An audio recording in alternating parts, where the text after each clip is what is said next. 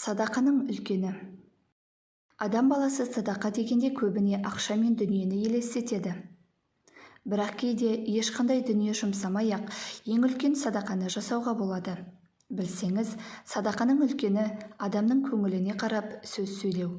Ол жылы амандасу, шынайы алғыс айту, кешірім сұрау, көңілі түскен адамға демеу болу, біреудің еңсесін көтеретін бір ауыз жылы сөз айту. Осылардың бәрі жүректен шыққан садақа. Біреу сенімен жылы амандасса, жаның жадырап қалады.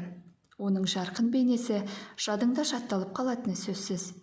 Біреуден шынайы алғыс естісең, жаның жақсылық жасауға құмартады. Алғыс адамның жасын ұзартады. Біреу сенен өз олқылығы үшін алдымен кешірім сұраса, оған деген мейіріміңіз оянып, құрметіңіз артады.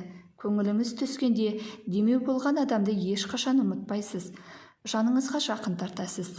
Еңсеңіз түсіп, құлазып жүргенде хабарласып бір ауыз жылы сөзін арнаған адамды қалай ұмытасыз? Оның әлемдегі ең мейірімді адам екенін жан дүниеңізбен ұғынасыз, әрі сағынасыз. Өзіңе ұнайтын нәрсе, жұртқа да жағатынын ұмытпағайсыз.